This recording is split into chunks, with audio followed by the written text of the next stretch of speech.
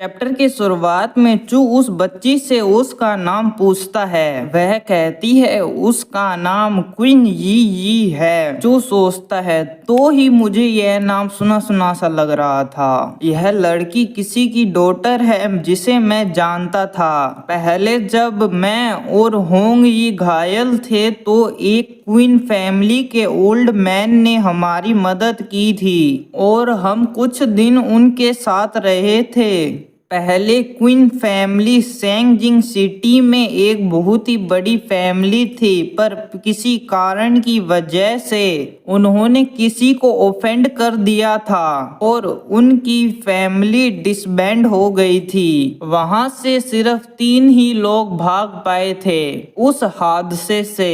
हमारा टाइम उनके साथ अच्छा था, पर उन्हें दुश्मनों ने ढूंढ लिया था। सभी लोगों को बचाने के लिए उसने खुद को सेक्रीफाइस कर दिया दुश्मनों का ध्यान भटकाने के लिए। उसके कुछ सालों बाद मैंने क्वीन फैमिली का बदला लिया तो मुझे पता लगा उनकी डॉटर अभी जिंदा है। तो मैंने बहुत से साल उसको ढूंढने में लगा दिए, पर मुझे वह कहीं नहीं मिली। पर किसने सोचा था मुझे ये यहाँ इस शिप में मिलेगी मेरे रिइंकार्नेशन के बाद। और यी से पूछता है कि तुम इस शिप में क्या कर रही थी। यी कहती है कि मेरी फादर और मदर ईस्टर्न कॉन्टिनेंट में आए थे और मेरे ग्रैंडपा ने कहा था यह शिप ईस्ट और साउथ में जाती है, तो मैं उन्हें ढूंढने आई थी। चू सोचता है कि मैं इसे इसके पेरेंट के बारे में अभी नहीं बता सकता हूँ और उसके सर पर हाथ रखते हुए कहता है कि मुझे फॉलो करो, मैं तुम्हें कल्टीवेशन सिखाऊंगा। जब तुम कल्टीवेटर बन जाओगी तो तुम अपने पेरेंट को खुद ढूंढ सकती हो। मैं जब तक जिंदा हूँ मैं तुम्हें कुछ नहीं होने दूंगा। तो यी कहती है आप अंकल चू एक्सयू हो ना।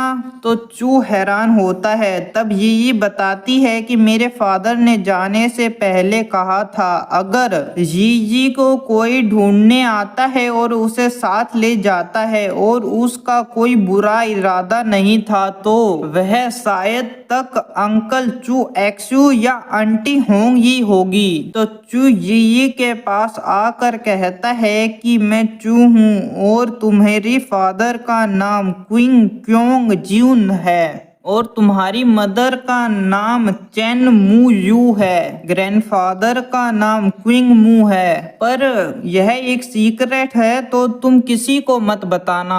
और शिप में जाने लगते हैं। उसके बाद वह उतरते हुए कहता है कि तुम मेरी डॉटर हो, कोई तुम्हारे बारे में पूछे तो यह कह देना। तब चू को कोई पीछे से आवाज देता है तो चू उन्हें देखता है। वहां पर बहुत से जने आए हुए थे।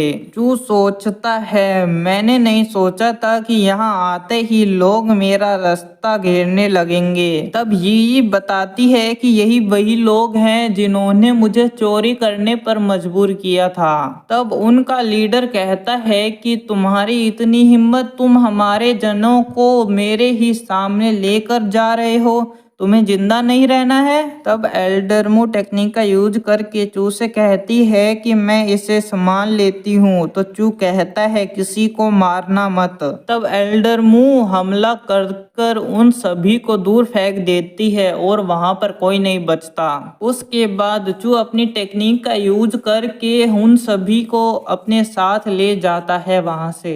उसके बाद एक जगह पर आकर चू कहता है कि ओ यंग फैमिली का इस जनरेशन का जीनियस कौन है। तब एल्डर मू बताती है कि यंग तिन ची है। तो चू कहता है कि उसे मेरे पास ले आओ और उसकी सोल में ढूंढो ध्यान से कि उसने जैंग सीक्रेट टेक्निक को कल्टीवेट किया है या नहीं। और उसके कुछ देर बाद एल्डर मू उसे ले आती है। तो एल्डर कहती है कि इसने जी सीक्रेट टेक्निक को कल्टीवेट तो किया है पर वह पूरी नहीं है, इसने शायद तक 10% टेक्निक ही कल्टीवेट की है। तो चू कहता है कि ओ यंग फैमिली के जीनियस ने भी पूरी नहीं सीखी है तो इसका कंप्लीट वर्जन ओ यांग फैमिली के एंसेस्टर के पास ही होगा। तो एल्डर मू कहती है कि मैं एंसेस्टर को पकड़कर यहाँ लाऊं, तो चू मना करता है और कहता है तुम इस पर नजर रखो, इसे कहीं भी भागने मत देना, मैं इसका रूप लेकर फैमिली में जाऊंगा। तब हमें ओ यांग फैमिली के गेट के आगे दिखाते हैं। चू ने तेंग ची का रूप लिया हुआ था और उसके घर आ जाता है, तो वहां पर एक जनी को दिखाते हैं और उसके बारे में बताते हैं कि